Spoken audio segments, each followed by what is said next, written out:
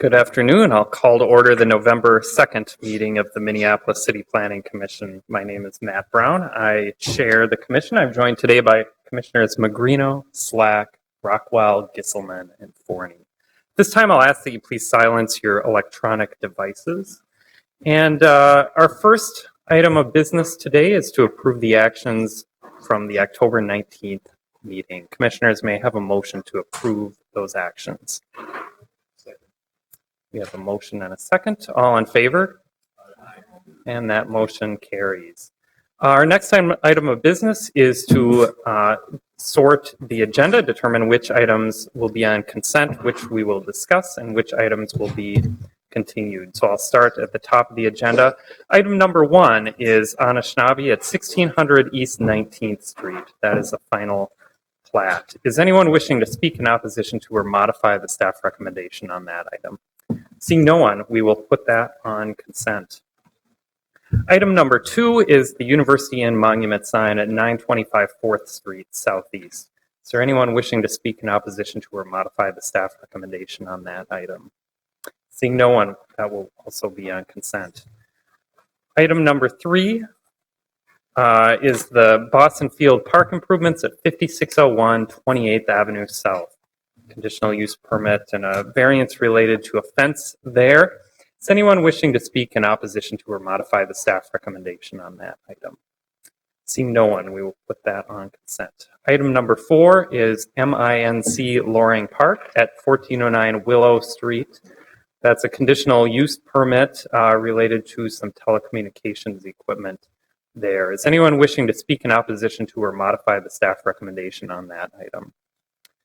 Seeing no one, we will put that on consent.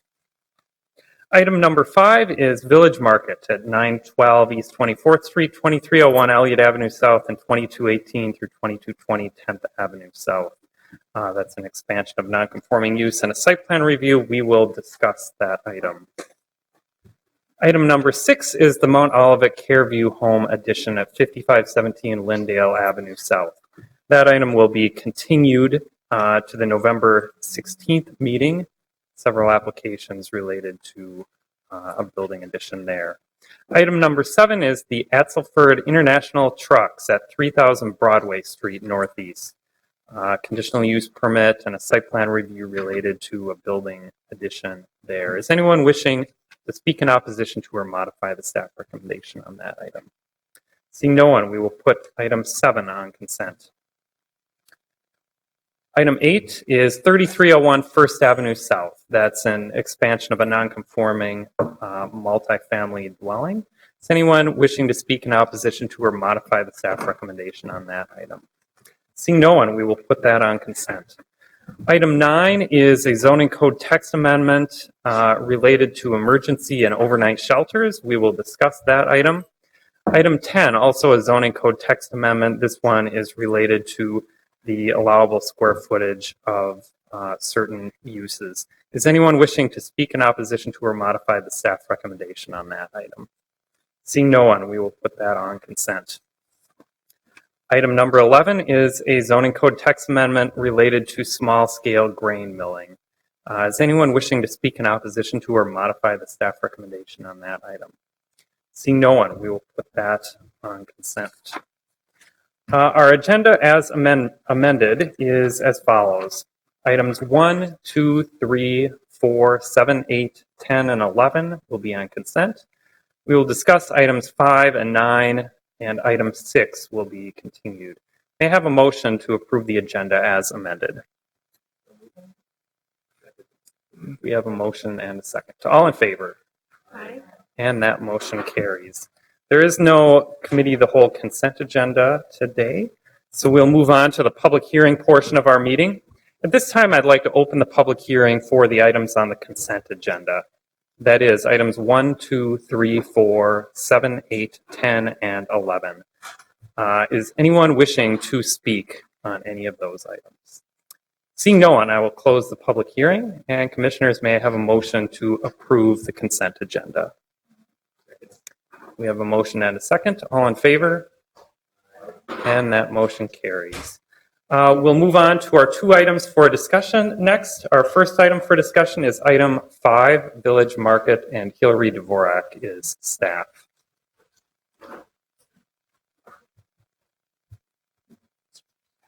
Okay.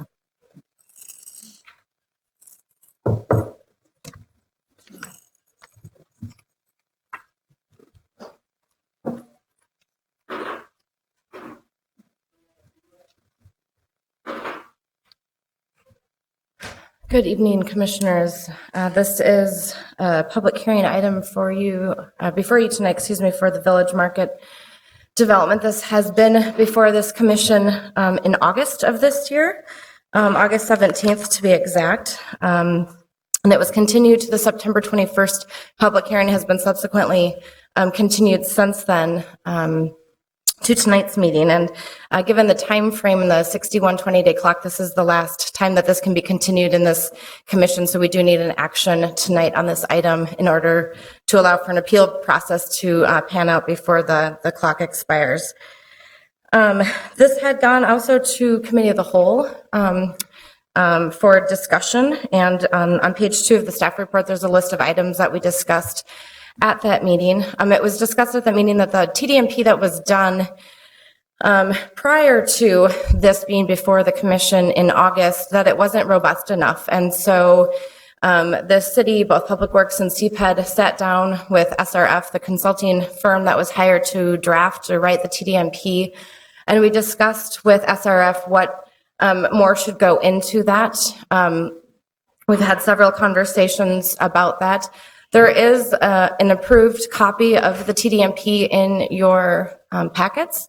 That TDMP was done, as you probably read, was done after the parking lot on the corner of 10th and 24th was closed. And so one of the problems with the site for traffic operation purposes is that parking lot, and it's a 6-space parking lot, and there are sometimes as many as 22 vehicles squished into that small space, and there are 2 curb cuts, one from each adjacent street, which causes a circular problem of cars trying to rotate in and out of that lot. And so the TDMP that is approved and in your packets tonight was done after that lot was closed.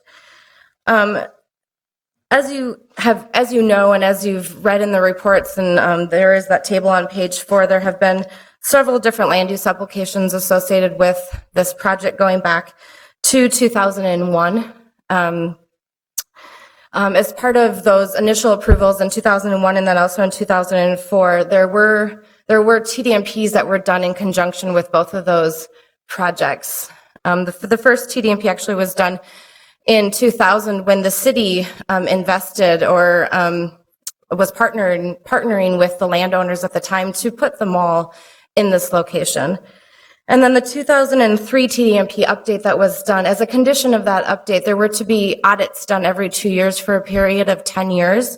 Those audits were not done, either by the applicant, by the city, by SRF. They were not done. And so the TDMPs that you have today have robust information in them. There were several different data collections taken. There are several conditions in the TDMP, and what I want to make clear is that the conditions in the TDMP that have been signed, it's a living document whether or not the expansion tonight is approved, or if there is an appeal, whether the expansion is ultimately approved. The TDMP will be audited once a year for the next 5 years, hopefully showing positive results and impacts made in traffic based on the different things that are laid out in that document that's in your packet. That is probably one of the largest updates that has happened, or changes. There are some changes to the site plan that was also as a result of the Committee of the Whole meeting in the August Planning Commission meeting, based on feedback from you, the commissioners, before me. And so I will go through the changes to the site and the changes to the elevations, and then walk you through the conditions of approval. And then I will conclude tonight, as we have spent a lot of time on this project. So this is the site. It's again between Elliott and 10th Avenues on 24th Street. This is located in the 6th Ward. This is the site plan.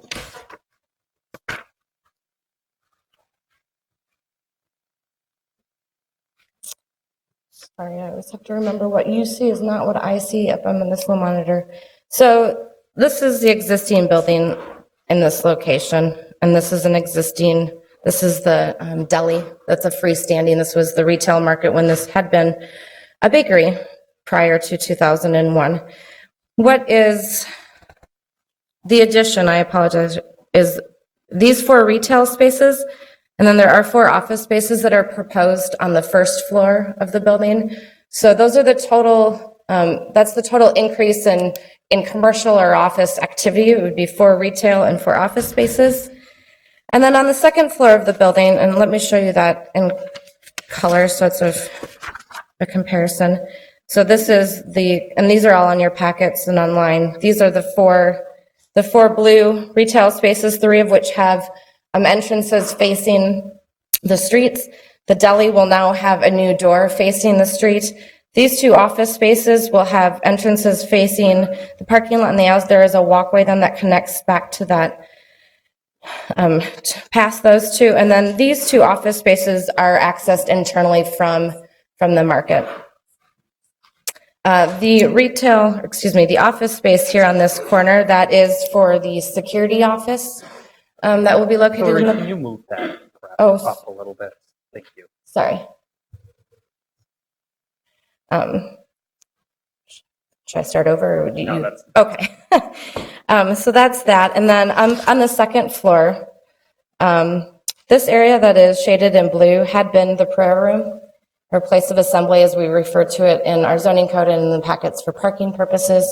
The prayer room is going to be moved to the addition, so there are windows on both elevations. And then this area of the building would be converted into storage.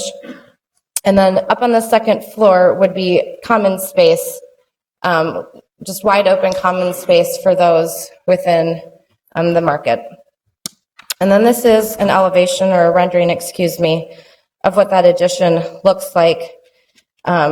Thinking back to some of the planning commissioner comments and then also some of the staff recommendations about the design of the building. It is all brick. There is some metal that divides the storefront windows between the 2 floors.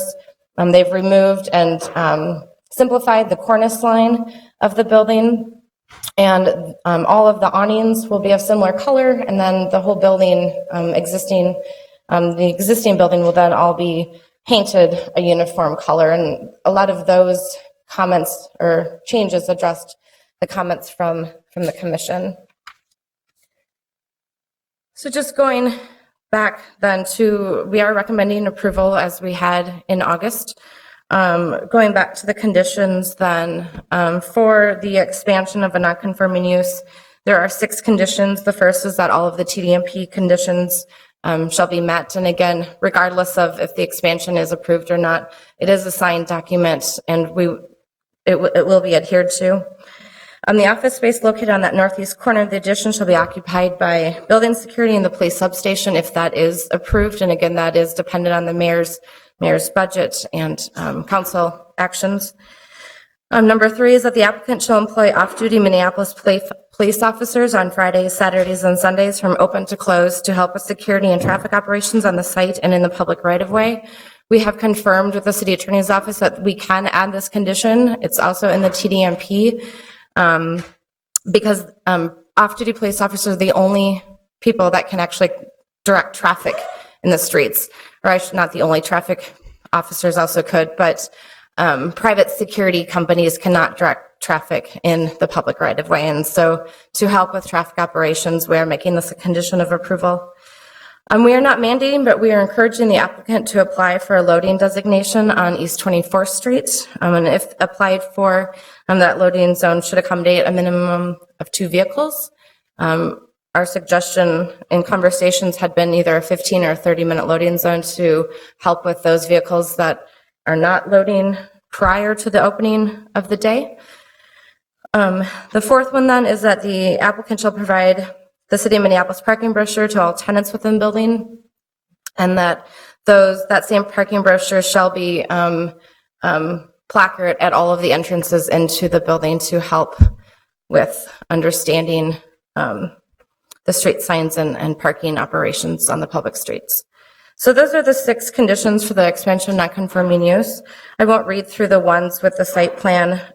However, I will point out, because this was brought up at the last public hearing, is that the fence enclosure around the trash bin is too short. It needs to be increased in height by approximately 2 feet to be as tall as that trash container. And so we have made that a condition of approval. There are some other, we are also asking or requiring that they place 8 trash containers around the block to help with that, and that they maintain them, not asking the neighbors or the neighborhood organizations to do that work, but the applicant themselves needs to pick up trash within 100 feet and take ownership of those trash receptacles around the block. There are other conditions, but again, I won't read them, but I will stand for questions. Okay, commissioners, are there any questions of Ms. Dvorak? Commissioner Forney. Is the proposed entrance to the market? And where is it now? Sure, there are several entrances actually into the market. Is there a primary one? I would say that there are several primary entrances. There is a primary entrance here on the north side of the building. There is also an entrance here off of 24th. There is another entrance here on 24th.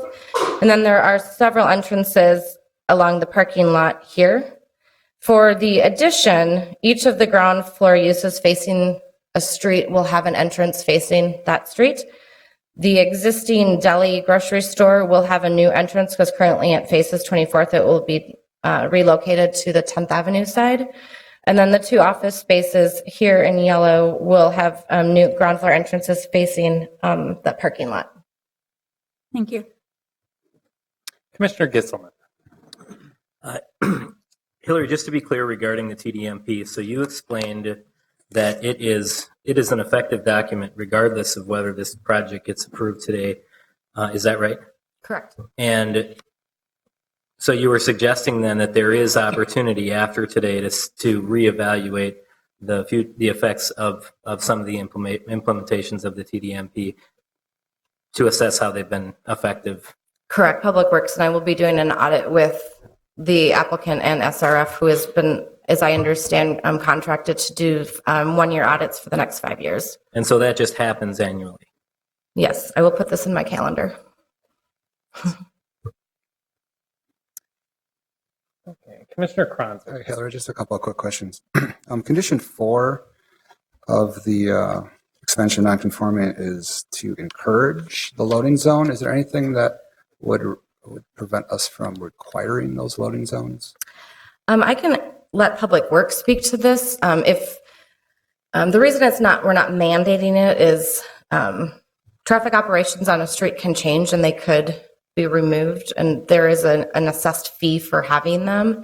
So that is why we're not requiring but encouraging, because things on the street themselves can change.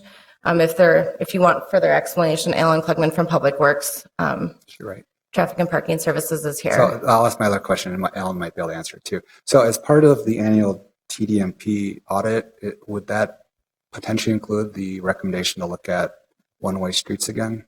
Is that something that could come out of that audit? I will let Alan answer that question. Good. Thank or you. address that question.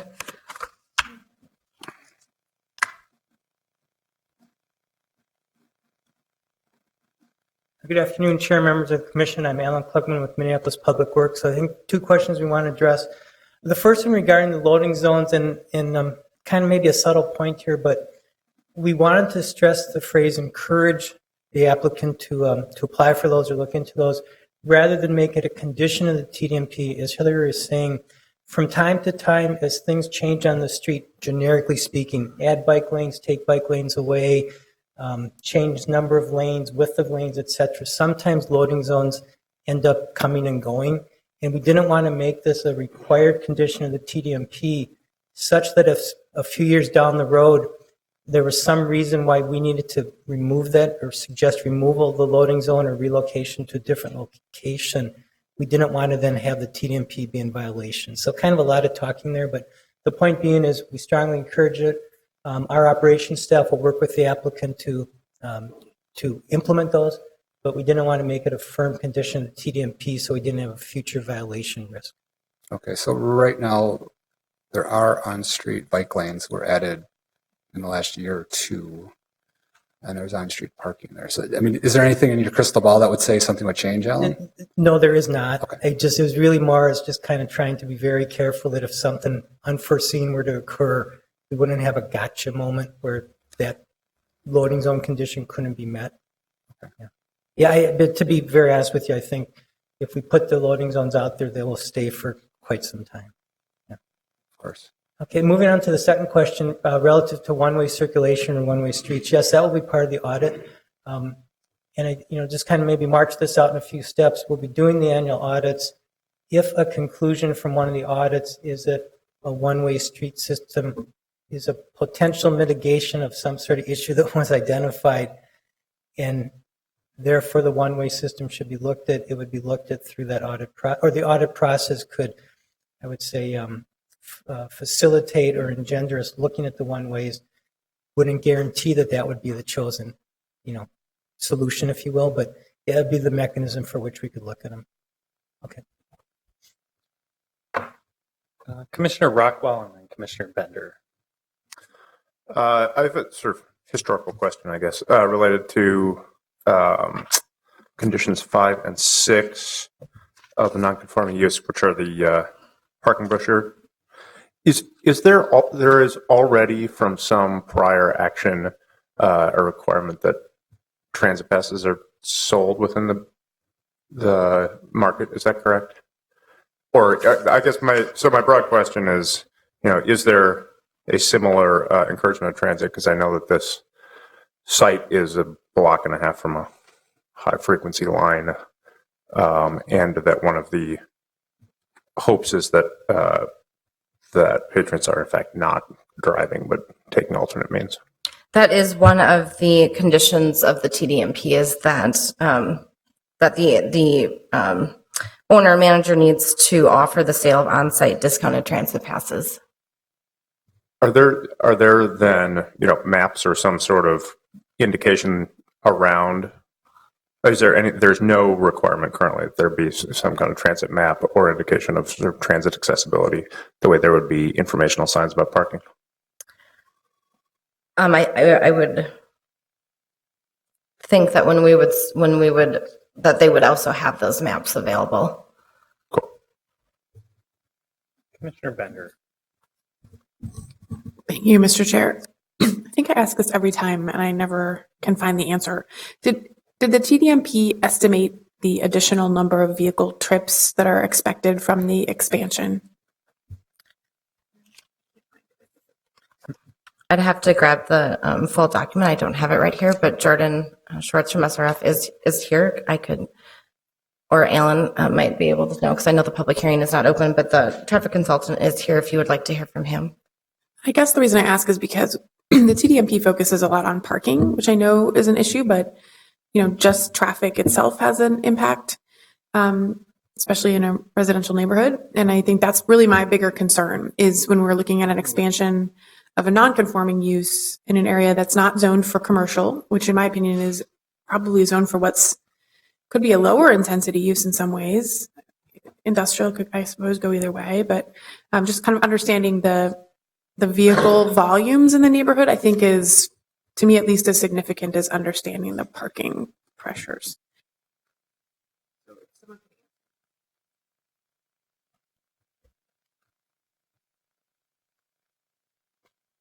Chair and members of the commission, I did my best to scan through this large document while you were talking. And so in the PM peak hour or the busiest hour of the center, there'd be approximately 15 to 20 additional car trips to the site.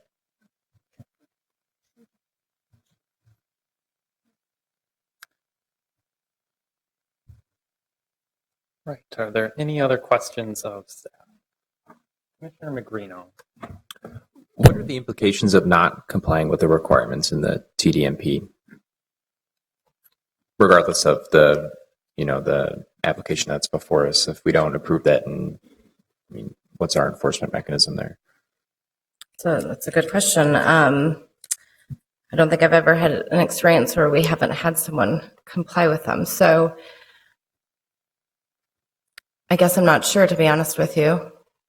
I know that's not the answer that you want to hear. I'm just, maybe I need to think for a minute about this. But maybe if Alan can think of any situations where this has happened. But this probably doesn't say much, but it would be my hope that there would be compliance with this, because there are things that we can verify. I don't know if Alan has anything else to add.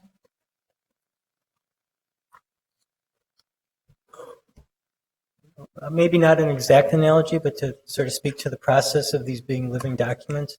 We have some where there's an ongoing commitment to spend a certain amount of money towards TDMP activities. And it might be 3, 4, 5, 6 years later after the site's built, where we're still revisiting those sites to execute things. So for example, we had a site where there was a certain amount of money was put towards bike improvements, but they were to be staged over several years. And we had the mechanism to come back, much like we will with the audit here, and we did those bike improvements over time. The most recent thing we did was, I believe, added some locker facilities and bike repair stations.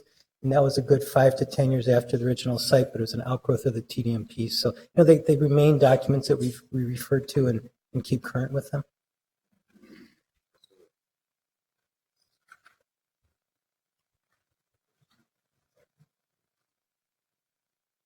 So, like, just for example, if you found that the applicant wasn't offering like the discounted transit passes or one of the other requirements on there, there's not like a fine or anything like that. It's kind of more of an advisory sort of plan. It's more of an enforcement issue, isn't it? That to date, there have been no fines put in place for non-compliance with a TDM plan. As you can see in the first condition of associated with the expansion of non-conforming use, it requires compliance through this land use application, which could trigger revocation of the approval, which would be brought to the City Council Zoning and Planning Committee. That's a fairly rare occurrence as well. Usually, we are able to obtain compliance. We are able to levy fines through lack of compliance with land use approvals. We just can't recall a situation where that lack of land use approval has been lack of compliance with a TDM plan. So that would be a new basis for a fine for us. Anything else? Commissioner Slack. This is a question that we seem to be asking a lot lately, but the current prayer space that's being converted to storage, what assurances do we have that that will stay storage long term, and what assurances that that won't be converted to some other use? As you know, when you make changes to buildings, you are required to come in for building permits. We also do inspections of buildings. This is a site where we have had routine inspections done inside of the building and outside of the building for different reasons. And so through those mechanisms, and if we can put flags in our permitting system, this is a site where if any permit comes in, it goes right to me instead of through our normal counter process for an internal remodel, if you want to say. So any changes that, any permit that would come in would be routed to me, and obviously I would flag that as we won't be approving any changes to the interior of the building.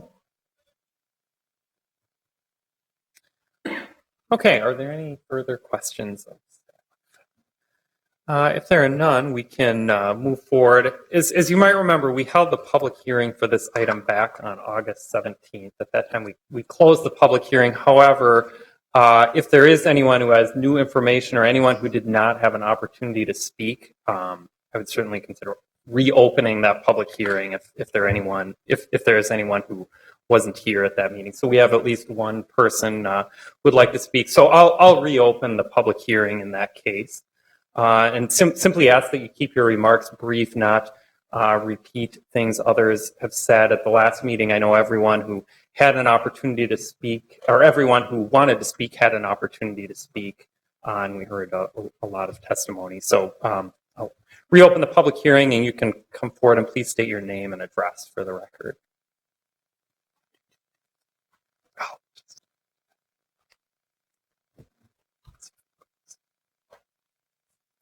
Good afternoon.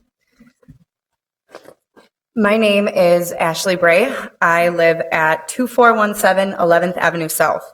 I have lived there currently since, I believe, June 1st. I moved back to Minneapolis after living in Wisconsin Dells for a couple of years. I moved away from there being a Minneapolis kid. There was a serious lack of diversity. I wanted to move into a more diverse neighborhood, which I have. My cousins have owned this house, however, for over 10 years. So I have had a lot of experience in this neighborhood. As a resident of this neighborhood, our lives and the lives of my cousin's child, who is 3, have been negatively affected by the lack of parking, by the uptick in crime, and by a few other things that have been going on with the mall. So what we are asking is that you would not go ahead with the expansion, but instead maybe revisit the requirements that the 2003 TDMP set, because we don't feel like those have been met. As a teacher, I promote diversity. I teach in Minneapolis charter schools. Today I was in Hennepin Elementary, where most of my students are very diverse. However, when I leave my school, which is all diverse people, and go back to my neighborhood, I do not feel safe if it's after dark. I very rarely, especially in the time window I get home, am able to park on my street. I'm normally parking on 12th or 13th, which is not a problem in the daylight. However, we're moving into a season where there is not daylight anymore. This summer, I worked outside and I worked on my cousin's house. I witnessed 3 hit and runs by travelers coming from the mall. One was to my cousin's truck. We never did resolve that. I've witnessed crime on 10th Street, which I have been advised not to even walk on, so I don't. As for the 2003 TDMP requirements, like I said before, and I wasn't at the first public hearing, so I apologize if I am repeating some of the things, but some of the things that we're seeing that were set forth 11 years ago were on-site sale of transit passes to tenants. There was no on-site sale of transit passes to patrons, on-site display of relevant transit information, promotion and support of bicycling and walking as viable alternatives. This one, for example, is really concerning to me, as we have a 3-year-old in the house, and there are many, many children on our street that are out on the sidewalk and in the street, and we have a lot of traffic coming through here, and they're not going very slow, and it is becoming a safety concern for all of the children on the street. There is no display of relevant walking and bicycling information. Some more things were promotion and support of car and van pooling as a viable alternative. We did have one side of the street that is now been required to have permit parking only, but I see that violated on a daily basis. There is a lack of remote off-street parking, and I believe the rest has kind of been touched on already. So that is my piece. All right, thank you.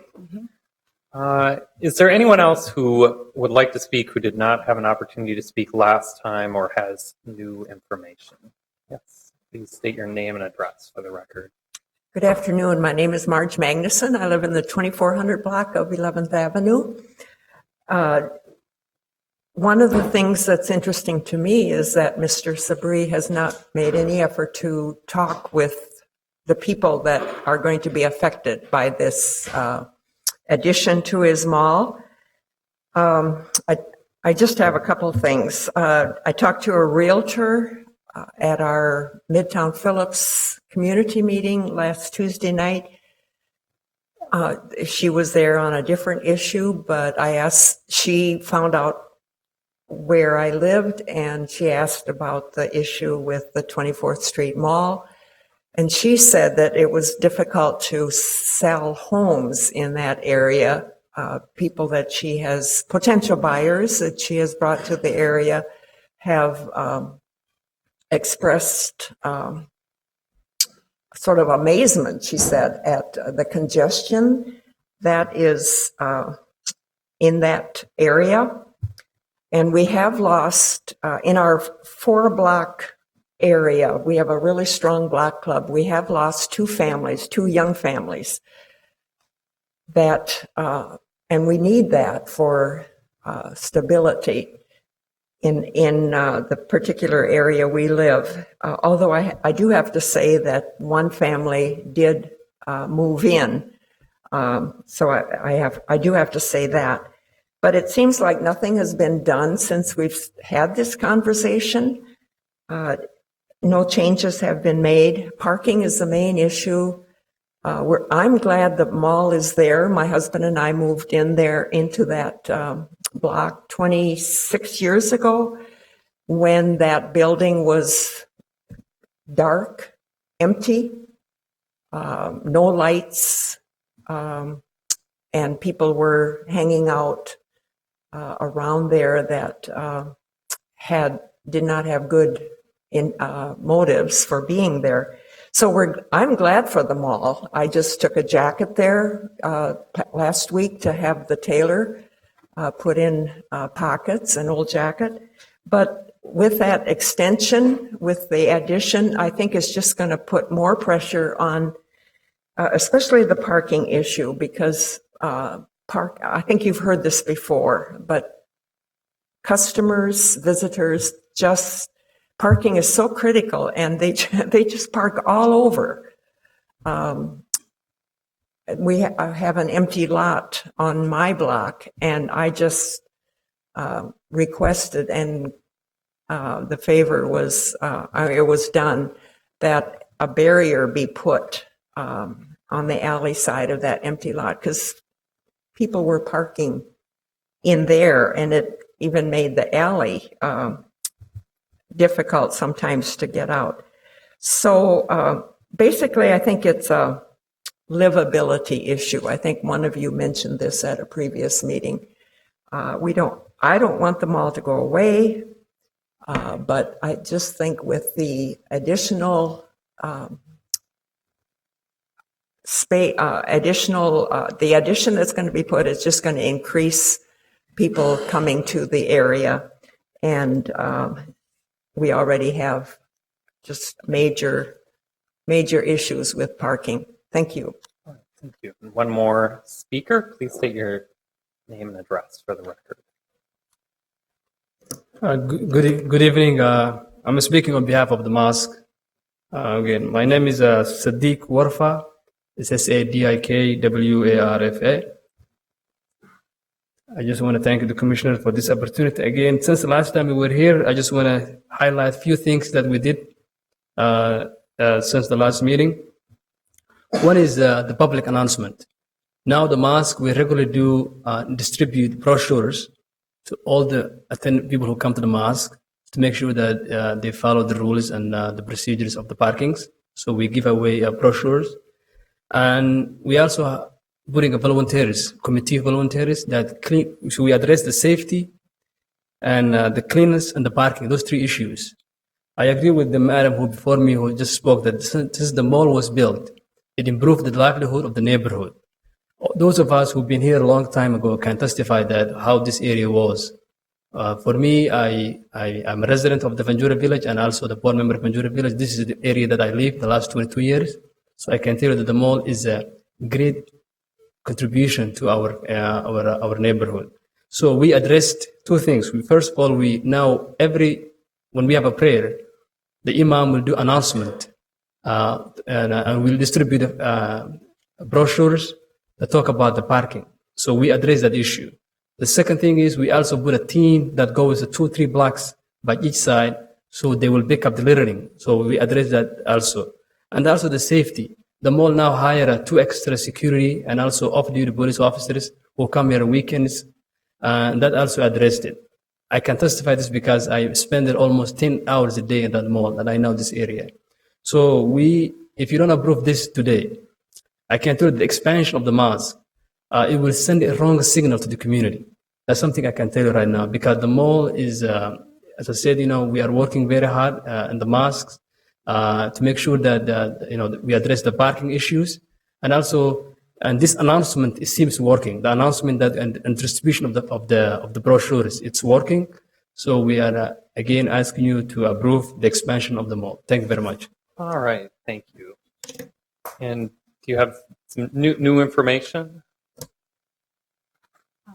My name is Raquel, and I live on the 2400 block of 10th Avenue.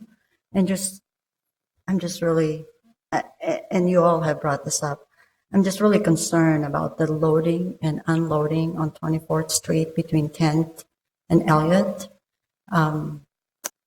Every time I go out and into my garage, I see multiple double parking pretty much every time. My other concern is something, again, that you have brought up, is the enforcement. I feel that not only should the TDMP requirements be met, but that they should prove to be effective in addressing the current issues right now. You can look at my phone. Early in the afternoon, I called 311 to report illegally parked vehicles. Enforcement never came to ticket them. So, and this happens repeatedly, over and over again, every day. We understand. I chose to live in the neighborhood knowing that there will be livability issues. I lived on 29th and Bloomington 20 years ago. I understand. I accept that. That's part of the reason why I'm there, is to be an agent of change. However, exactly the point. We need to take into context the reasons why this becomes a very important issue for us as residents.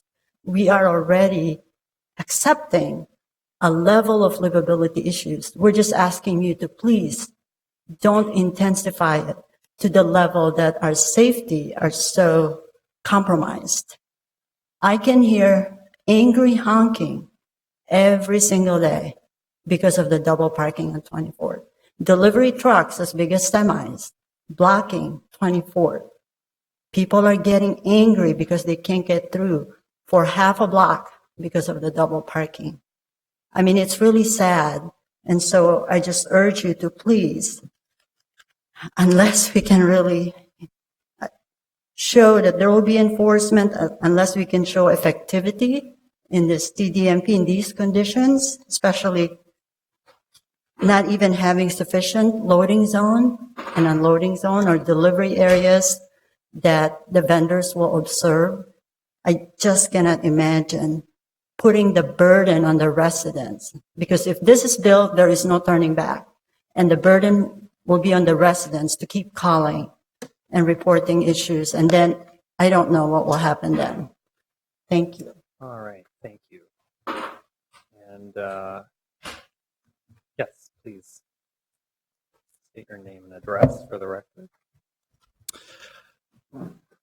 Good afternoon, members of the Planning Commission. My name is Jordan Schwartz. I'm representing SRF Consulting Group here tonight. SRF 1 Carlson Parkway, Plymouth, Minnesota.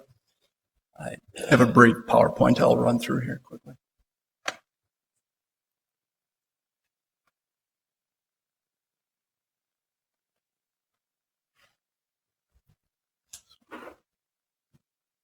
Make sure that gets up on your monitors. Are you seeing it on your monitors? No, we're not. I'm not sure. I'll wait just a moment until that. Okay. So we have a slight issue there. Maybe you could just summarize your presentation if you don't mind. Okay. And as noted previously at the last meeting, we were the firm which completed the 2014 TDMP. And the more recently observations in June of this year, and then also September of this year.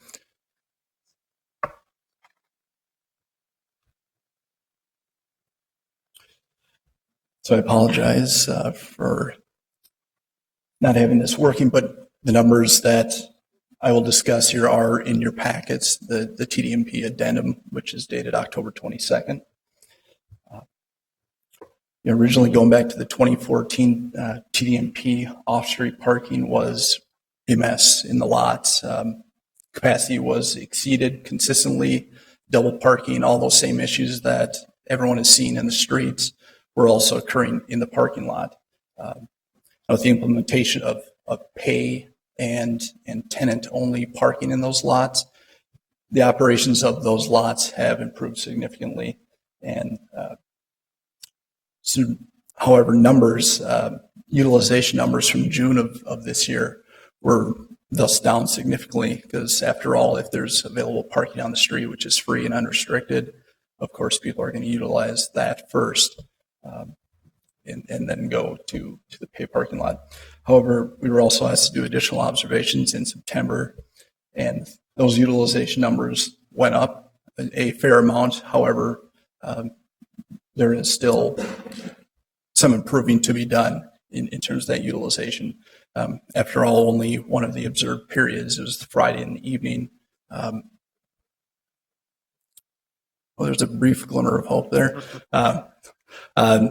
As I was mentioning, Friday evening was the one observation period in which the pay parking lot was completely utilized, and now you're seeing those numbers on your screens as well.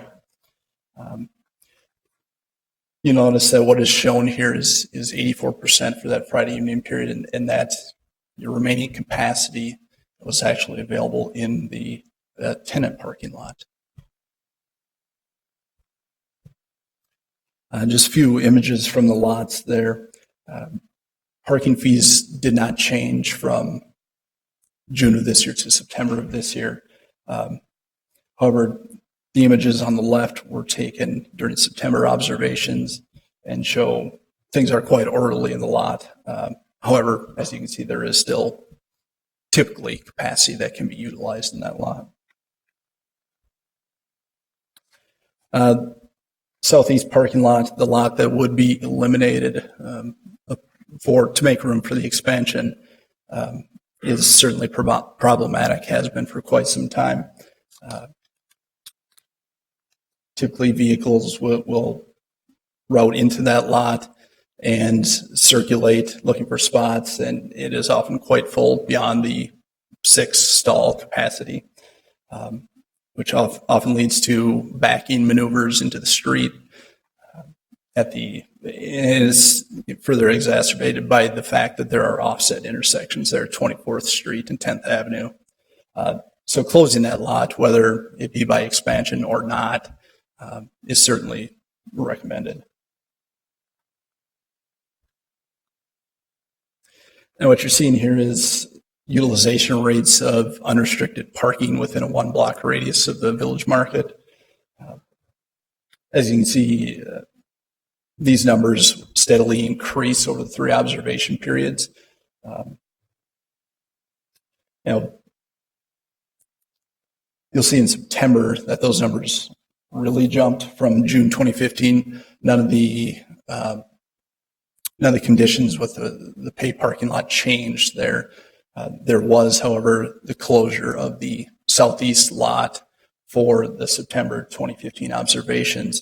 So that would have displaced anywhere from, say, 6 to 14 vehicles, the vehicles that normally cram into that southeast lot. But take note that there was also an increased utilization in the pay parking lot. So overall, the September observation simply showed it was a much busier period out there than the June 2015 observations. It's also worth mentioning there the September numbers of unrestricted parking that is essentially at capacity. There's a very limited number of spots available in those unrestricted spaces near the Village Market.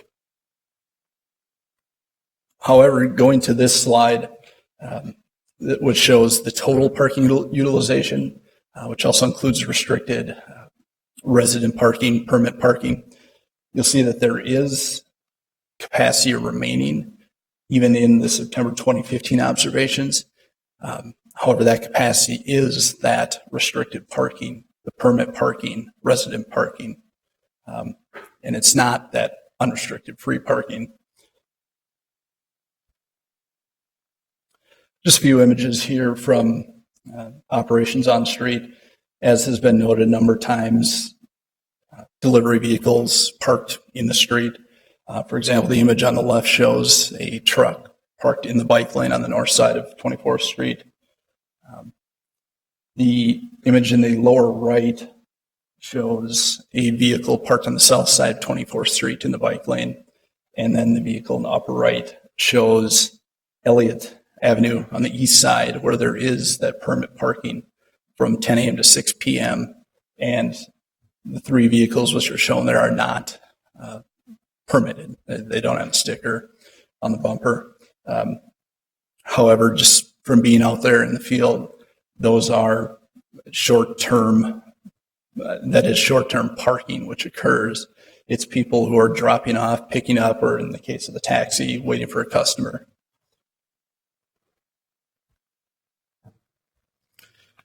Now, in going forward to the recommendations that came out of the TDMP, there are a couple of considerations, one for the city and one for area residents to consider.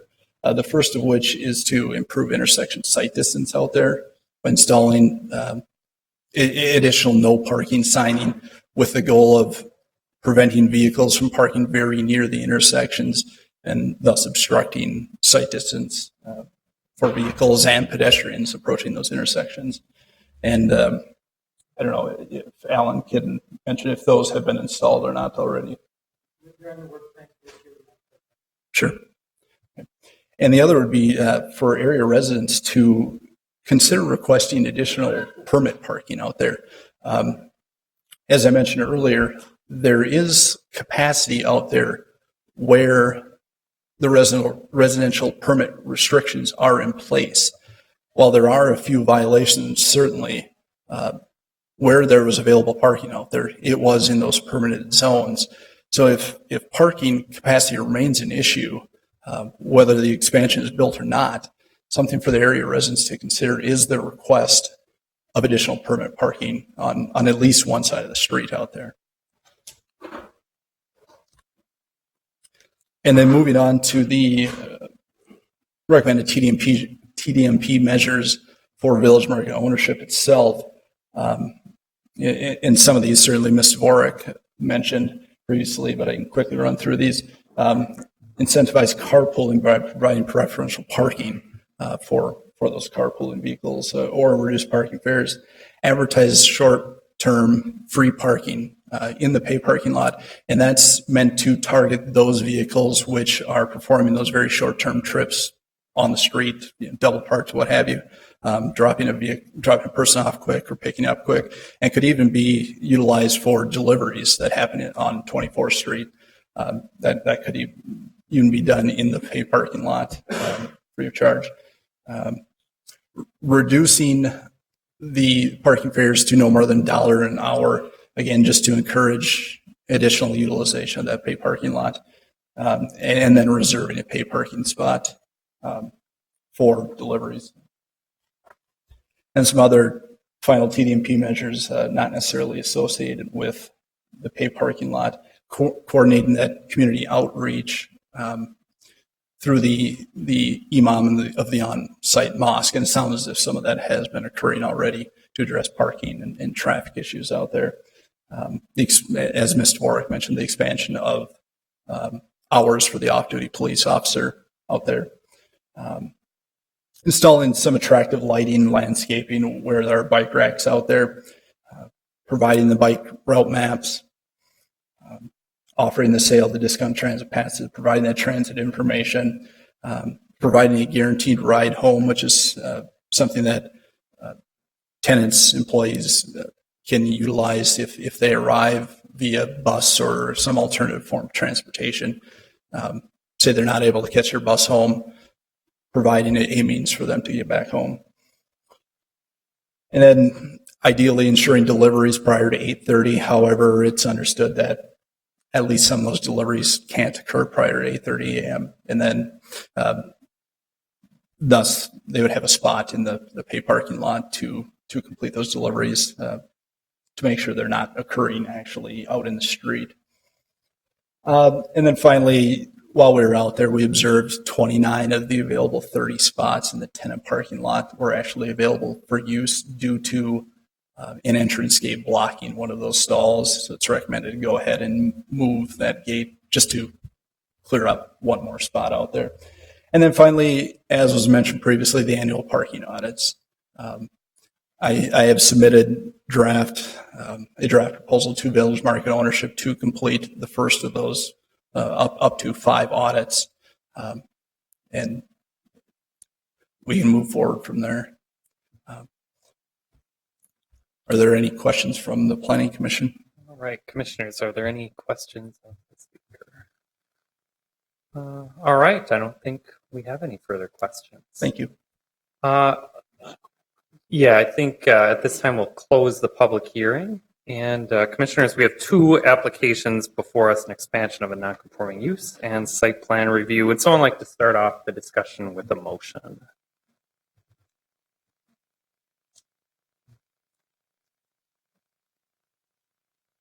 Commissioner Slack, are you about to craft a motion there? Well, maybe not quite a motion yet. Maybe it's more of a comment. Maybe before a motion. First off, I want to thank everybody who's here in attendance tonight and those who testified. We take everything that you say very seriously and goes into how we make decisions regarding projects like this. I guess it's maybe more of a question to my fellow commissioners. I know I struggle with this project, and I think we've asked a lot of the same questions over the course of the last couple of times that we've seen this project. And I think we've heard some testimony tonight regarding whether or not previous TDMPs from 2003 have been implemented, and that a lot of the issues are livability, and residents call police to come and ticket violators, and police don't show up. And so for me, it's more of a question on how we actually follow through based on an approval or a denial tonight. And I guess my question is, in essence, if is approval of this project better than denying the project? Only from the sense that it sounds like from the residents and the neighborhood's point of view, it's really bad. The conditions are really bad now from a livability standpoint. Will approval of this project improve that, or will denial of this project just maintain how bad it is? And so that's a question that I'm sort of struggling with at this point, because if we get to the point of a motion and a vote, I necessarily am not in favor of this project based on staff's recommendations. But if there is a way to ensure that the TDMP is followed through on, and that if there is a way to, I know this would be difficult, but if there was a way to make sure that all of the conditions are followed through on, and that things actually potentially could be better for livability in the neighborhoods, then I potentially would be in favor of the project. So those are the things that I'm thinking, and I just wanted to put that out for consideration. Commissioner Rockwell. I'd like to also just a comment, but sort of echo Commissioner Slack. I have some of the same concerns, and I think, and I don't have conclusions at this point. But I am in part concerned with conflating a building with enforcement, and I guess I'd like to hear my fellow commissioners chime in on that. I think there are issues of enforcement from the owners of the market, and there are issues of enforcement from City of Minneapolis, and all of that is getting lumped into what the building is and the use of the building is, and I'm not sure that all of that is fair, although it is all related. So that's sort of what I am struggling with. if we can all talk about what we're struggling with. Okay, Commissioner Bender. Thank you, Mr. Chair. I will move to deny the expansion of non-conforming use permit, and I would like to speak to that motion, if I may. All right. We have a motion and a second. I think that's an excellent question that Commissioner Slack raised, and I think the answer to the question about will expansion of this use improve the concerns that we've heard from a significant number of people who live nearby, I think the answer to that is no, from what I have seen. And so I think that the finding of number 3, that the enlargement, expansion, relocation, et cetera, will not result in significant increases of adverse offsite impacts. I disagree with staff's assessment of that, and I think that it will significantly increase the offsite negative impacts that we have been hearing about from the neighbors. This use is a regional destination, and it is a high-intensity commercial use from everything I have heard about how the building is being used. And for better or for worse, we have use-based zoning in Minneapolis. This area is not zoned for that kind of intensity of use. And so therefore, I think allowing the expansion here of this non-conforming use just really doesn't reflect all of our policy guidance that says that, this is an area that's an urban neighborhood, that isn't where we have designated space for high intensity commercial use. And I think this is clearly a need in the community. There's clearly a need for high intensity retail uses. There's clearly a need for mosque space. Mosques, by the way, are allowed in any use category, including industrial.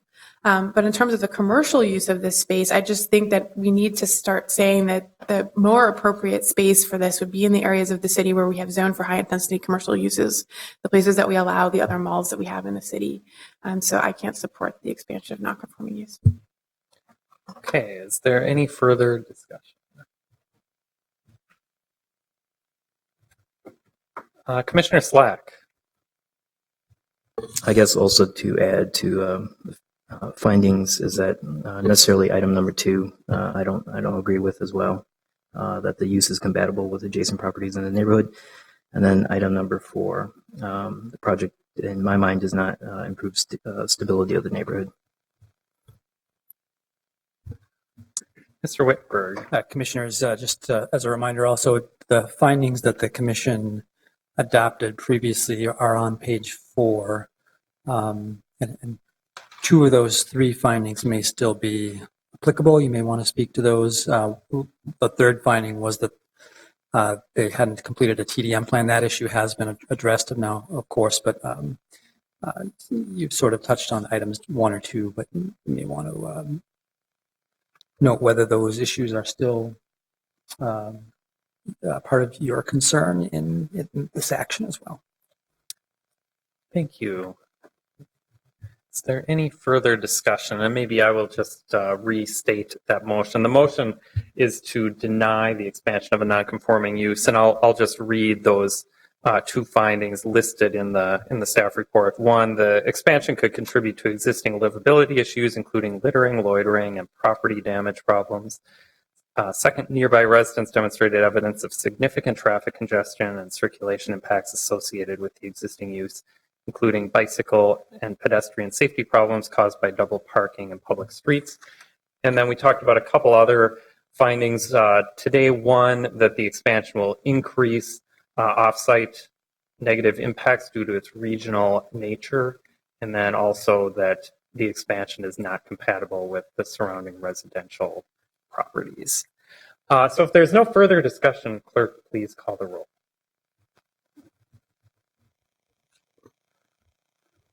Slack? Aye. Rockwell? No. Negrino? Aye, right? Aye. Yes, vote aye to support the motion to deny. Kranzer? Aye. Gisselman? Oh, sorry. Forney? Aye. And Bender? Aye. So it's 5-1. And that motion carries. Next, we have the site plan review. Would someone like to start us off with a motion on that?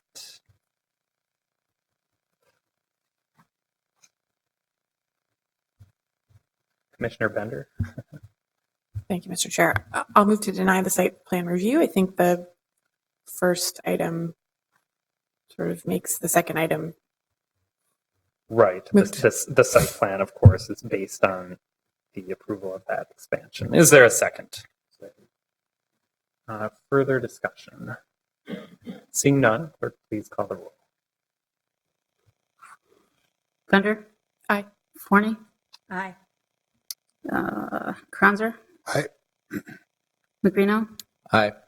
Rockwell? Aye. Slack? Aye. 6-0. And that motion carries. That concludes our discussion on item number 5. Our next item for discussion is item 9, which is a zoning code text amendment related to emergency and overnight shelters. And Ms. Sether is staff.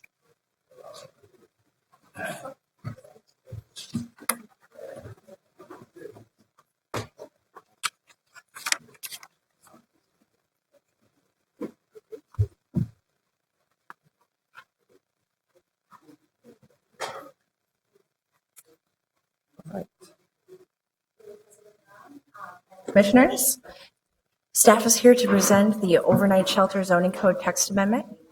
So what's presently on our zoning code books today is that in order to open a new overnight shelter, you have got to be one of two things. One is accessory to, so that's subordinate in area and use and intensity to a religious institution or place of assembly, or be located in the downtown shelter overlay district. So staff set off with the direction of our co-authors, Councilmember Bender and Councilmember Gordon, looking at what the City of Minneapolis can do to improve our available options to provide additional overnight shelters. I have a few slides here with some statistics from Heading Home, or the Office of Ending Homelessness and Heading Home Hennepin. So we have tracked the usage of emergency and overnight shelters through Hennepin County. And the last unsheltered count, for example, was 207, and that was June of this year. Here is a map identifying all of the facilities that Hennepin County assists with funding to provide overnight shelter beds. You'll see many of these uses are not defined in the zoning code as an overnight shelter, either principal or accessory. We have board and care, one board and care facility. We have community residential facilities. Those are our youth shelters because they carry a Department of Health and Human Services license. The Drake Hotel takes in families and individuals. We also have the accessory and principal as shown here, and then several of our family shelters, including Mary's Place and People Serving People, are actually supportive housing uses that also provide additional beds, but the principal use in those circumstances are supportive housing. So this amendment is specifically around being a principal use. Here are some additional graphs that show the number of families in Hennepin County that are in shelter, and all of the shelters you see listed here are located within Minneapolis. Here are our single adults in Hennepin County, and this again was with the permission of the Office of Home at Hennepin. And the total people in shelter. So you'll see that there's a peak in October of 2013 of just over 2,500, and then the last count was just under 2,000 in June. Here's a Wilder study showing some demographic information about who are our homeless population, how many fit within those specific demographics. We shared much of this information with the Committee of the Whole and at our community meeting. So that kind of brings me to our recap of the public outreach. So we formed a steering committee early in the process. So back in April, we met for the first time, March. We had 3 overnight shelter steering committee meetings. It was mostly operators of shelters, nonprofit organizations with the goal of ending homelessness. And then the Office for Ending Homelessness was also there.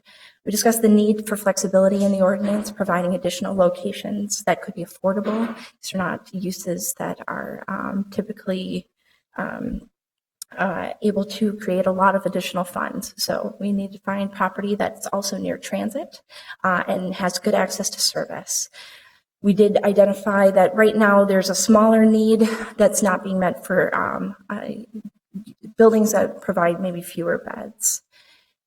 We followed up in the middle of the process with a homeless shelter forum, where several of us in our office, including the council office, met with homeless individuals to talk about existing conditions, talking about the importance of access to transit and access to other services, and creating a dignified space. And then we followed up with 3 community meetings. The first 2 was to really gauge from the public what are some of the issues that we would like to mitigate through specific development standards. And then the 3rd meeting that we had in September was specifically around the text itself. So for the proposed text amendment, we identified the need to really split out into 2 different categories. One is to create a new classification for emergency shelter. The intent is really to have a smaller shelter that would mirror the occupancy for a community residential facility in those districts, but would require a conditional use permit. So here is a map that shows all of the available land that would be appropriately zoned to allow for an emergency shelter. The stratification that you see is on occupancy. So the lightest blue color would allow up to 6 persons, kind of that medium blue is up to 16, and the darkest would be up to 32 persons. With the proposed text amendment, staff is also proposing a spacing requirement of 1,000 feet to avoid concentration. So you'll see that is applied to this map as well. So the existing accessory and principal overnight shelters have that concentric circle around it. And then those parcels within that area have been eliminated. The second type would be an overnight shelter as a principal use. So right now, as I mentioned, we only allow for overnight shelters in the downtown shelter overlay district. So here's a map showing the eligible area kind of highlighted in orange. And then we have one property that's within that DS overlay that is actually zoned appropriately. So we have one principal overnight shelter within the city of Minneapolis. This proposed text amendment would allow, with a conditional use permit, a new overnight shelter up to 150 people in the C2, C4, downtown, and industrial living overlay districts. Now, the only caveat to that maximum of 150 persons is if the building code requires not that many people, it's whichever is less. So, of course, to meet health and safety standards by our building code would supersede that then, like, of course, whichever is less. Here's a map in green showing some of our areas that would be added to the eligible areas to open a new overnight shelter. So a few of our corridors have been opened up: Central Avenue, Lake Street, the Hiawatha corridor, downtown, of course.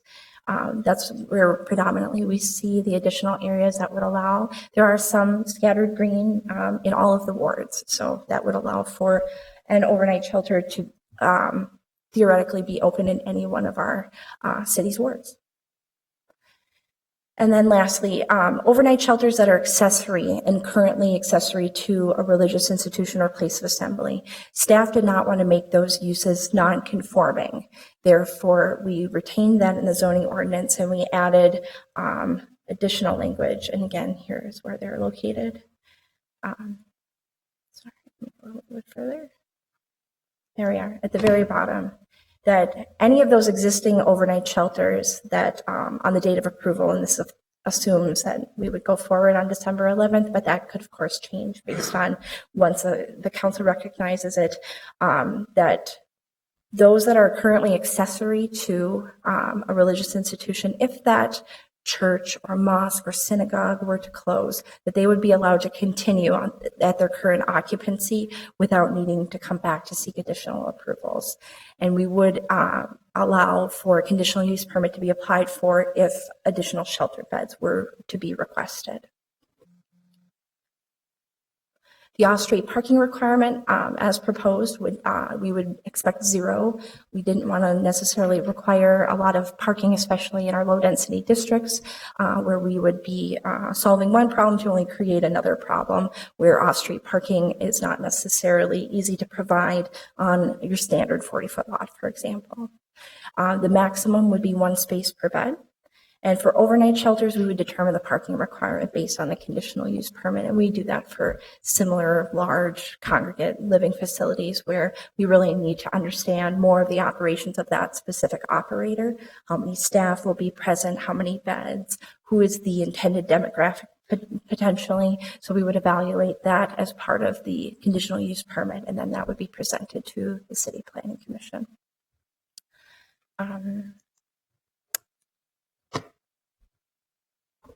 I think there was one more thing I wanted to add, but it's not coming to mind, so I would take any questions at this point. Okay, commissioners, are there any questions of staff? Commissioner Cron. Thank you, Shannon. I have a couple of general questions and a couple of questions on spacing. Sure. So, both of the emergency shelter and overnight shelters would be conditional use permits. Do we know yet what the conditions of approval would be for those CUPs? So what we have right now are proposed specific development standards for each use, and they're almost identical. The only difference between the two is addressing that maximum occupancy. For emergency shelters, in the proposed text, we actually put it right into the use table. So if you're zoned R1 through R2B, it's an emergency shelter serving 6 persons or less. So that's why it's not a specific development standard. But what we would be looking for is spacing, of course. Occupancy would only be for overnight shelters. We'd be looking for compatibility with new additions or proposed new construction with the surrounding area. Appropriate transition area, which we would handle typically through site plan review. But if site plan review is not triggered, and instead we only have a conditional use permit because perhaps they're occupying an existing building, we have that additional provision to make sure that the use is compatible with adjacent property. The shelter guests be provided an enclosed waiting area or be serviced by appointment, or unless the shelter's open 24 hours a day. A management plan, and many of the existing operators currently, when they know they're going to come forward, they take that management plan to the neighborhood associations and really work through a lot of the details to make sure that everybody's on the same page. At one of our community meetings, one of the representatives from the Jordan Area Community Council talked about how important that was for everyone in the community that was involved in the neighborhood at the meeting that day, and the operators to kind of understand how it works. And then they also followed up with a site visit, and then the additional provision for checking for litter, both on and off the property within 100 feet. So that would be primarily what we're looking for. Additional conditions could be around traffic congestion, size of the enclosed waiting area. Those are some additional ones where we may consider. Okay, and then you've mentioned the management plan, but is there any licensing or additional inspections required? Thank you. That's exactly what I wanted to add.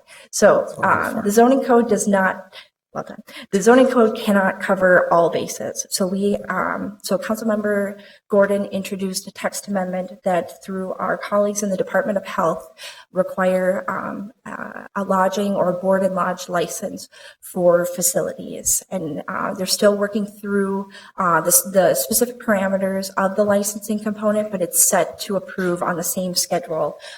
If this zoning code amendment goes forward, they would go to the same city council meeting for consideration as a whole package. Okay. And how does, I understand how a facility attached to a religious institution would kind of operate and get funding. And how would a nonprofit or someone who's not associated with a religious institution get one of these up and running from a funding perspective? Sure. What we found, and we have some operators that are here, they can tell you, is many of them are actually not affiliated with the religious institution directly. They actually are a separate entity, and they operate the business that they know how, which is shelters. And so they're, although tied by location, and maybe historically were tied due to philanthropic goals of that religious institution, they have now, many of them no longer are the same entity. And so I can let the operator speak a little bit more. Yeah, that'd be great to understand. So Sure. With everything, there's capital, there's money for capital, and there's money for operation and maintenance. Mhm. In most lines of work, capital money is easy to get, and maintenance and operations is more difficult. So I'd kind of like to understand that. I mean, I'm kind of reacting to a place I go by past, and forgive me for not knowing who operates it, but at 28th and it's either First or Stevens, there's a I think it's a church and some auxiliary buildings that have been under stucco repair for a long time. And it's like these things have an impact on the neighborhood and the community, as you, I'm sure, well aware. So just wanting to make sure that at least it's understood how these things are come to be and how they can be maintained properly. I don't believe we have anyone here from Hennepin County, unless I'm wrong, but we have additional information around funding that is not necessarily specific to the zoning code text amendment, but we understand ongoing maintenance is our best effort to ensure that the compatibility with building additions and existing construction are through these specific development standards. So that would be applicable with the conditional and there's use. basic city standards that every building has to comply to, peeling paint, things like that. Moving on to the spacing questions I have. Mm-hmm. So other supportive housing proposals that we have seen recently use the American with Disabilities Act to waive the spacing requirement. Yes. Is that something we might see with these uses? It is possible, however, not necessarily likely. Many of the uses where we've seen individuals seek reasonable accommodation through the Federal Fair Housing Amendments Act is because they have a defined demographic that meets the definition of disability per the Act. And in this case, many of our operators do not necessarily provide services to a specific demographic, or the demographic may change over time. So it's possible, for example, homeless veterans may qualify for reasonable accommodation. We have not had that request made of us before, but notwithstanding the amendment, I believe that's something that someone could apply for reasonable accommodation now if that was the case. And I believe, given a good attorney, anyone can be classified as a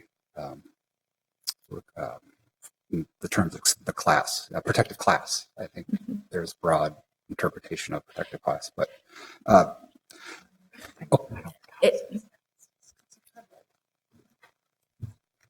okay. So my other question is, you mentioned you did look at other spacing dimensions, yes. Distances. Could you go quickly through that? Sure. That's really my last question.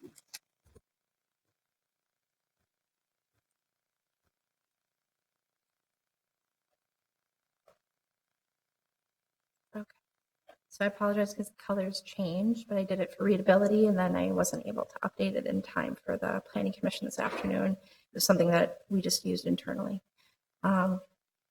Okay, so in this example of the map, we have red for emergency shelters, yellow for overnight shelters, but anywhere you see yellow, red would also be allowed, okay?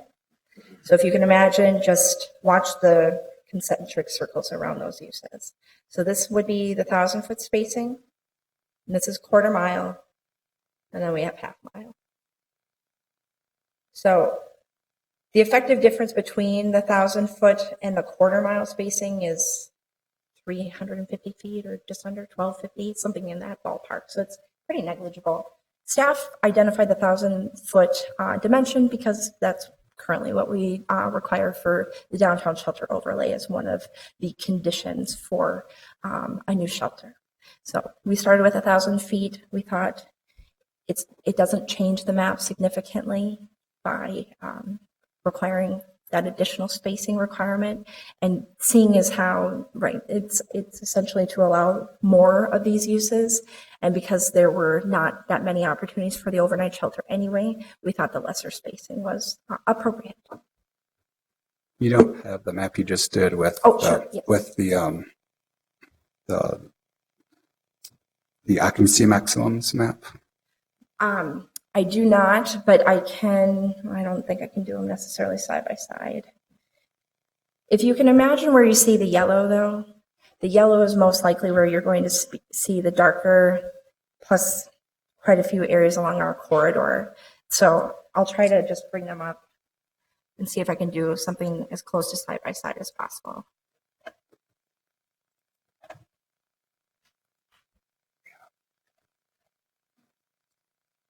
Yeah, and Commissioner Kronzer, I might suggest if we have more questions, maybe it'd be a good idea to just take some testimony first, since I don't know if that's sat around for an hour and a half now. So in that case, I'll open the public hearing right now, and Shanna, maybe we'll have some more questions for you in a moment. Is there anyone who would like to speak on this item? Yes, please come forward and state your name and address for the record. You can decide. Thank you. Mr. President, Commissioners, thank you for your time this evening. My name is Steve Horsfield. I'm the Executive Director of Simpson Housing Services. We operate a shelter at 2740 First Avenue South. What you see on the outside of the building is unfortunately a problem with our landlord, if you will. There are some financial struggles within the Methodist Church from which we lease that space.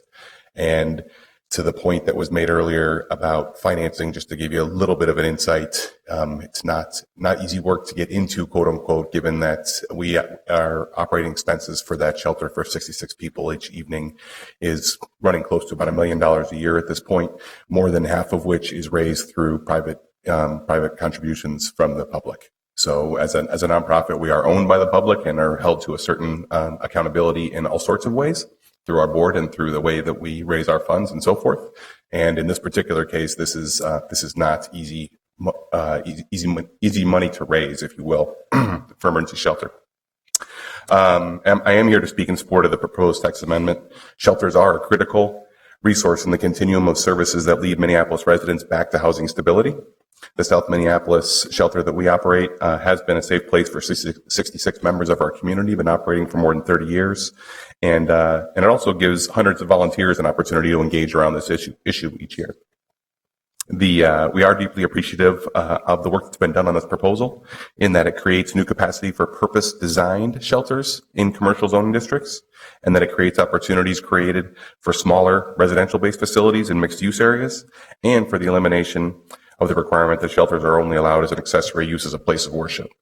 And as I am here representing an agency that is only one of a handful of established shelter providers in Minneapolis, I can tell you that our primary interest is not in opening more shelters. That we would only pursue the development of new programs where there's community support and where we think we can do so in a better way in terms of more dignity for our guests and improved permanent housing outcomes. That's the only way in which we'd be interested. Wherever possible, we are allocating all of our resources in permanent solutions to homelessness. And just to give you a little bit of idea of the scale, we've got 66 people in a shelter each night. We've got 400 households scattered around the metro of people who are formerly homeless that we're supporting, because that's where our focus is. One recommendation I'd just like to quickly leave with the committee as you proceed with this work and with broader city planning. There are two established shelters represented here this evening, Simpson and St. Stephen's, that have been operating successfully in South Minneapolis. As these programs serve 50 to 70 people each, respectively, and they're cited in R2B zoning districts, which I know is a particularly problematic district given the way that it is cited in different chunks around the city. They actually would not be permitted as a primary use if they were to apply for a new application now, and that's something to consider as these are the operations that we know how to run and that are running in the city well, and that's something that we should consider in the future. So thank you for your consideration and your important work on this issue. Thank you. Would anyone else like to speak? Yes, go ahead and please state your name and address for the record. My name is Randall Cohn. I am a resident of the Whittier neighborhood at the 22nd block on Harriet Avenue, where my wife and I have rented the bottom floor of a duplex since we moved to Minneapolis in 2009. I'm now an attorney in Minneapolis, but most of the time that I've been here, I worked in homeless services as a shelter advocate, outreach worker, case manager, and ultimately as a program supervisor. So I speak to you today, therefore, with equal urgency from both of those roles as a resident of, I think, a contested neighborhood who wants to protect the vitality and diversity of that neighborhood, and also as an advocate concerned for the well-being of the poorest and most vulnerable members of our community. First, as a resident of the Whittier neighborhood, I moved to that neighborhood when I got to Minneapolis, in part because I appreciate its authentic diversity. And when I say diversity, I mean in part the internationalism that it so proudly declares on all of its signs, but I also mean real economic diversity. I quickly became proud of my community for the historic commitment of the churches in the neighborhood to providing practical, direct services to help mitigate the impacts of the homelessness crisis. and of those churches and the service organizations that grow out of that work for sticking it out and finding ways to stay open, even as the churches that hosted the shelters and the congregations that attended them faced deterioration. Let me be clear, I am proud of the shelters in my neighborhood. They symbolize to me what it looks like to put the progressive values and care for others that many in this city like to claim into practice. And they stand for a recognition that the people who seek shelter are not intruders into our community or a threat to it, but rather are some of the most vulnerable members of our community. I support this amendment because it will affirm that historic commitment in my neighborhood and will make it more likely that other neighborhoods in Minneapolis whose residents share Whittier's values will be able to provide similar services. As a homeless service worker and advocate, I will add the following. The work that shelters do is hard. Shelters that provide emergency services have to hustle to stay open. They never have enough resources. They must be flexible and responsive. And even as they literally work to help members of our community survive the winter, they must also constantly fight to justify their existence to people who see them as threats to property value and development projects. The current zoning rules make it that much harder, tying up one hand of advocacy organizations and forcing them to perform a charade of association with religious organizations in some cases, some of which largely continue to exist as religious organizations only in order to allow the shelters to continue to exist. What this amendment would allow, in effect, is for the organizations that are already taking on the burden of providing life-saving emergency support to our city's most vulnerable populations to do so in good faith, and with both hands in facilities that are safe, efficient, and appropriate to their purpose, and that are better able to allow the people who benefit from those services to do so with dignity. Finally, I want to briefly address some of the concerns that I've heard articulated by organizations purporting to represent the interests of my neighborhood, specifically that it will contribute to an increased density of low-income housing in particular neighborhoods, an argument that is offered with a straight face in the name of addressing systemic housing inequity in our city. These arguments are pretextual and make the dubious move of attempting to reframe what is simple, cynical NIMBYism as concerns in the interest of justice and equity. There is enough obfuscation in the language that our city uses to talk about its efforts to address the needs of its poorest people. There is enough empty boosterism about our supposedly progressive efforts to end the crisis of homelessness that often provides little more than a smokescreen for measures designed to remove visible poverty from commercially developed and developing parts of the city. I ask, in light of all of this, for simple candor in your deliberations. This amendment will remove an arbitrary, antiquated, and very possibly illegal barrier to those doing essential humanitarian work in our cities. While we continue the very important and difficult work of addressing structural inequity in housing and other areas, there continues to be a crisis on the streets every day, and that crisis needs to be managed. This amendment is not about how we will solve the bigger problems. It is about how we manage the crisis. Please don't make saving lives every day any harder than it has to be.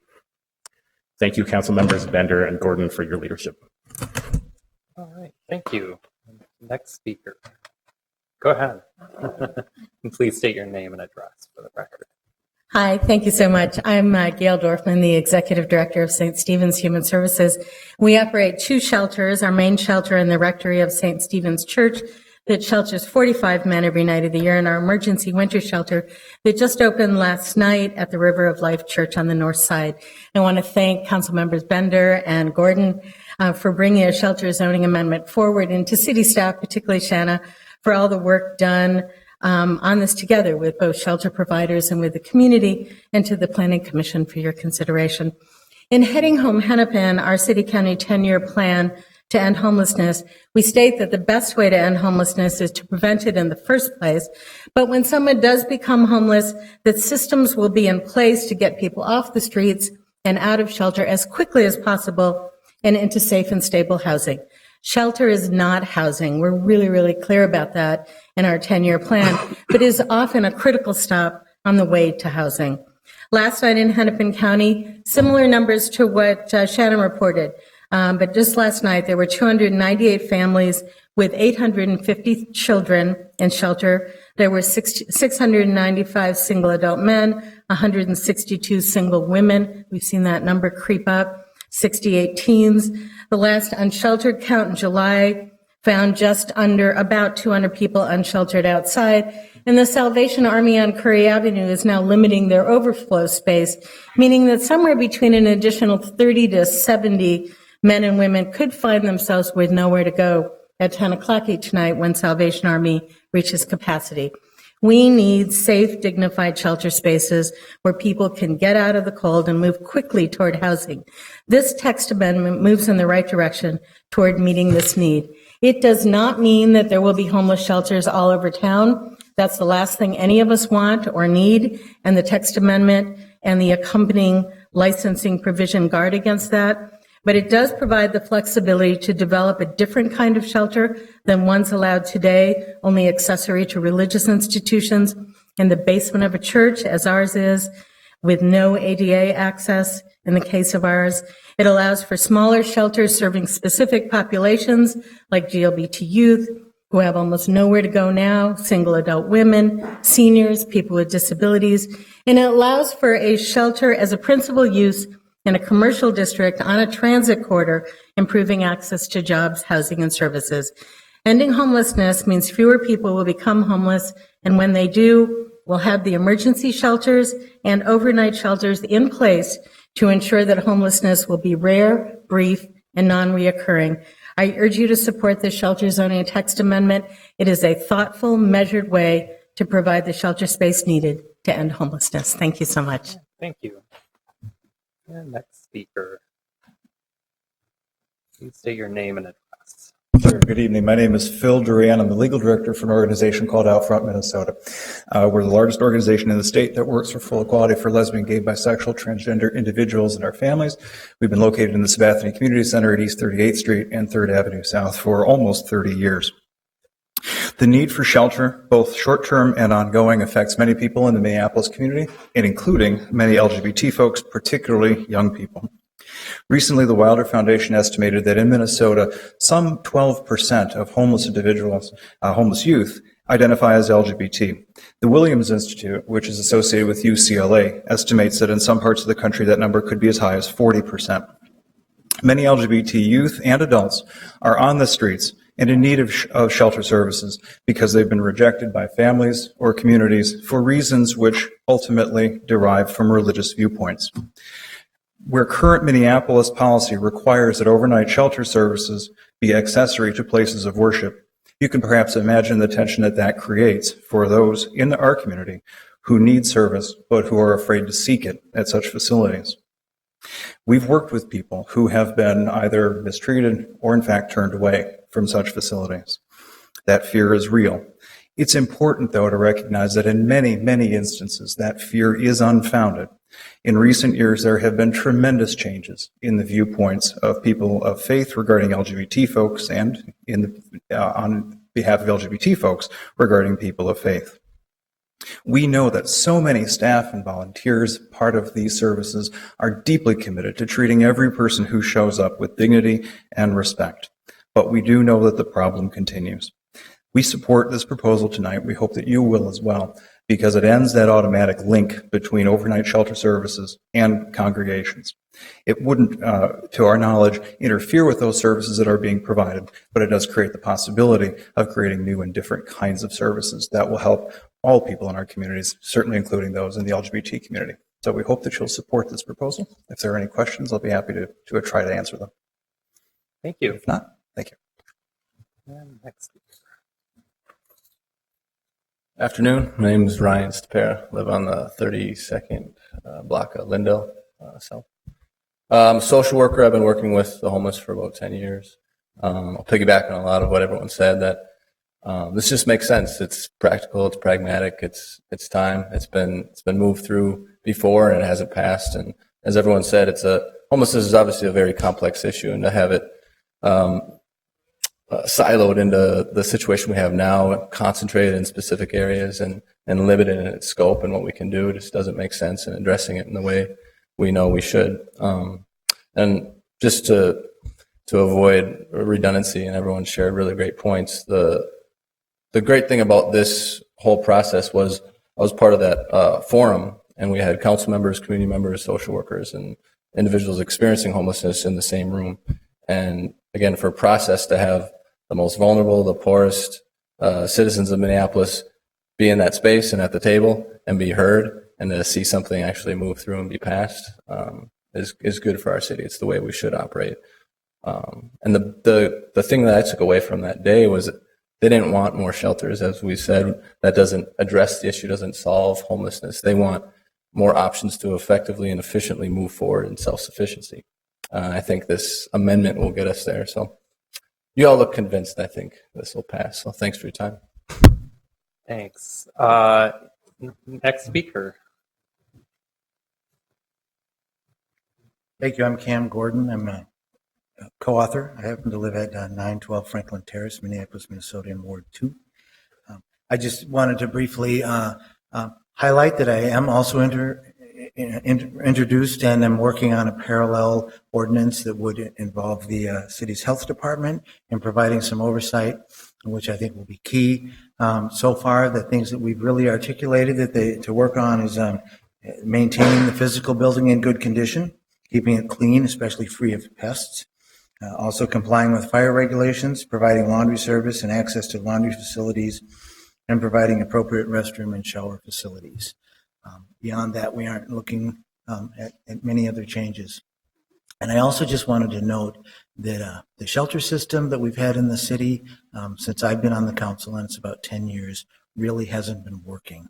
And it's been strange and it's been difficult to look at what would be the possibility of changing it and opening it up.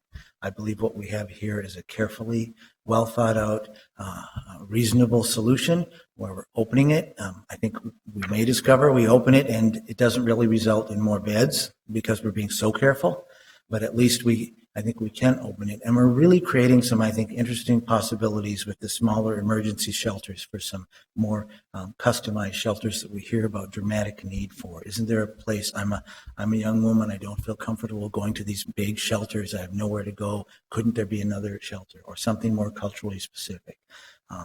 Or something that's more aligned for more youth. We have a lot of youth. And I think we actually have more people who are homeless that we don't know about because they're couch surfing, living in cars, and if they actually thought, oh, I can go somewhere, I have a shower, I can stay there for 30 days, I might even have some support services that could get me some treatment or something, like these emergency shelters could do, I think we'd be meeting a real need there. So I think that we're doing this in a way that will allow more shelters to get created and serve more people, but also probably preserve, and I think even enhance the quality of life in some neighborhoods.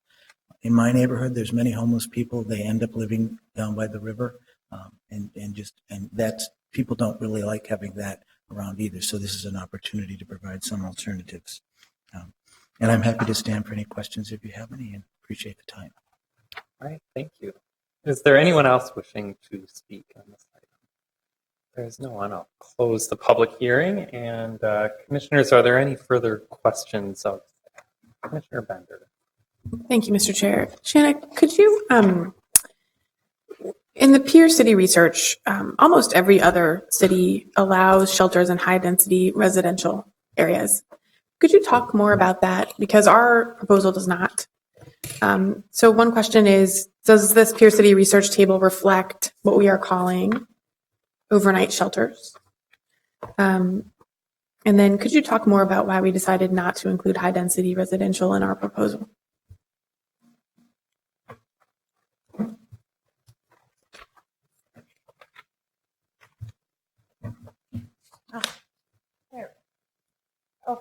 So staff found a variation of peer cities that define two different definitions. So they'll parcel out. The most closest example to what our amendment is suggesting is the city of St. Paul, that has the smaller facilities as the emergency shelters, larger facilities as overnight shelters. And essentially we kind of treated it pretty similarly to St. Paul. There are other cities where they're all treated the same way, and high density residential was a consideration.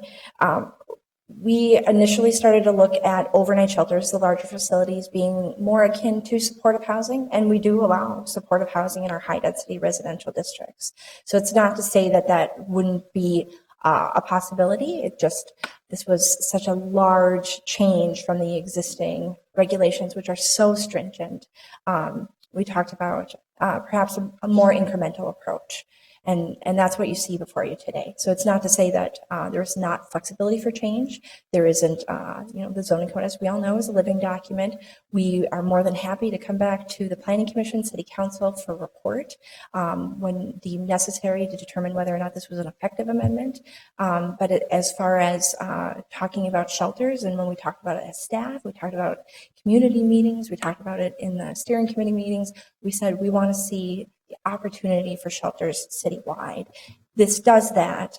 Does it do it to a point that is going to make sense for some of our larger operators? Maybe not.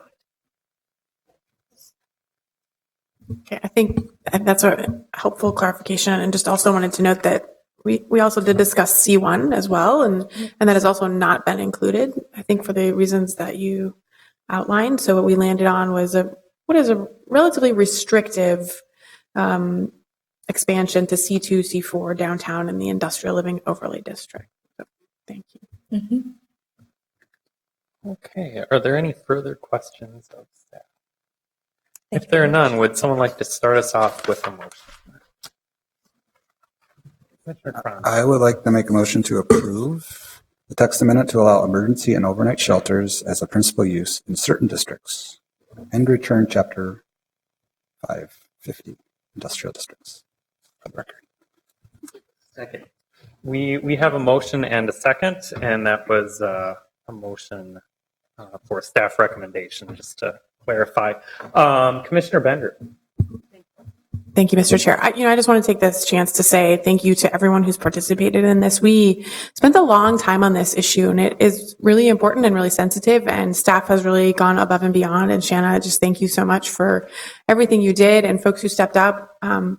Stopera was a little modest, and he organized the meeting that we held, speaking with folks who are experiencing homelessness, which was so informative as we tried to understand how these uses really serve. I mean, we think of these sometimes as a land use issue, and really bringing that to life and how it's impacting people's day-to-day lives as they, work to get back into housing and just to understand those specific day-to-day needs. And I thought also the two public meetings that we held were very enlightening. We learned in one of the neighborhoods where folks were working with a new shelter, they did a tour of the facility, and folks left being more concerned about the people who were being served in the shelter than they were about the impacts on their neighborhood. And I think that just goes to show that, as we involve people in these discussions, we all know that homelessness is a problem in our community. It's one that I think unfortunately is growing in a lot of populations. And this is us stepping up to provide the beds that we need for people who are in need. So I was really thankful for everyone who took the time. I know it was a really important priority for many of my colleagues to not concentrate shelters, and we have strived to create a policy recommendation that distributes shelters as much as we can and as much as practical. And then again, we landed on what I think is, a relatively modest expansion of what are really the most, cost-effective shelters to run, which is our largest shelters. I think the folks who are operating shelters would have liked to see us go farther than we did in this proposal, but again, because it is such a large change, Councilmember Gordon and I felt the most comfortable with this as a first step. So obviously very supportive of this change, and thanks again to everyone who's been involved.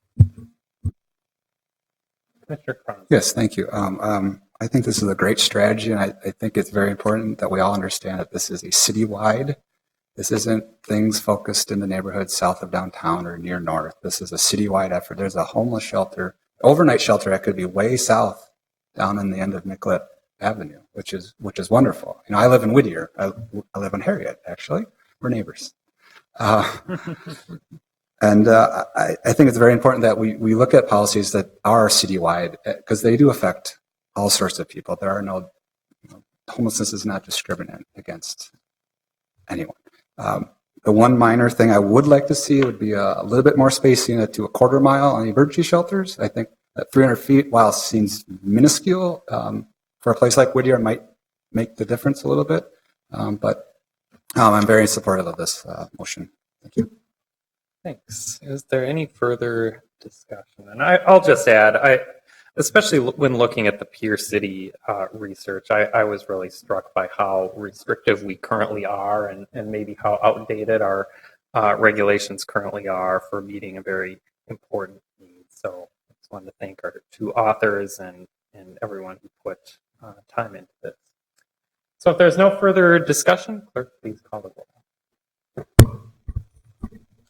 Bender? Aye. Franzer? Aye. Magrino? Aye.